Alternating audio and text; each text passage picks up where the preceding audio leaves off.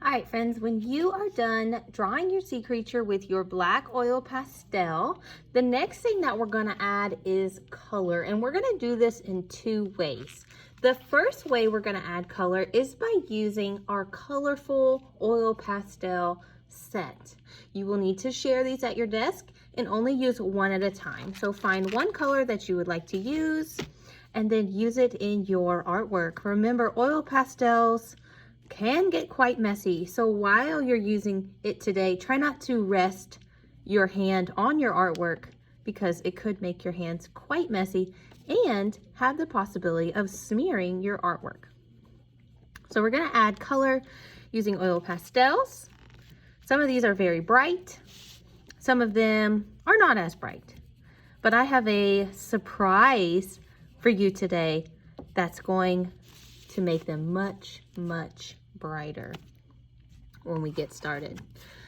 The next thing that you will add after you're done using your oil pastels is these fluorescent tempera cakes. Now, right now they have been sleeping, which means they're quite dry or could be dry. So to wake up some of these colors, you will need to get your brush wet and gently swirl it around in a circular motion to start waking up those colors. I love using tempera cakes on top of oil pastels because they create what I call a wax resist. So you can paint directly on top of your oil pastels and the oil pastels will still stay there.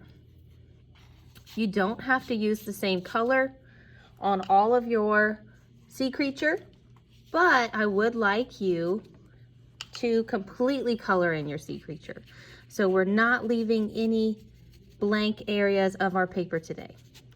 You could possibly have a colored background piece of paper, so you don't have to paint the background or add color to the background, but I would like to see some of your elements painted, like your seaweed or your coral, and definitely your sea creature should have that paint on it, because we want our sea creature to glow like it would in nature. And these paints we're using today and these oil pastels have a certain reaction and they will glow today. When you're completely done with your artwork and everything is put back where it needs to go, then you will take your messy mat and your artwork and walk it carefully to the drying rack. So just to review, first, you will use your oil pastels on your artwork. You can use it on your creature, or you can use it in your creature's habitat or surroundings. Then you will use the paint. If you've already started painting, it's hard to go on top of paint with the oil pastels, so use them first.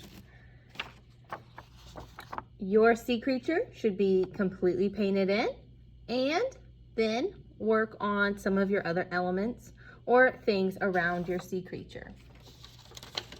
Here are some more examples of other creatures that students have made. As you can see, their creature is completely painted in, either using the oil pastels or the paint, and the elements of their habitat are painted in as well.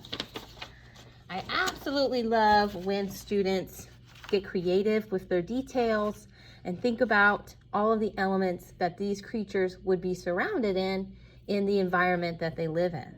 If they were hiding or if they were crawling on the ocean floor, what would be some of those things that they would be walking in?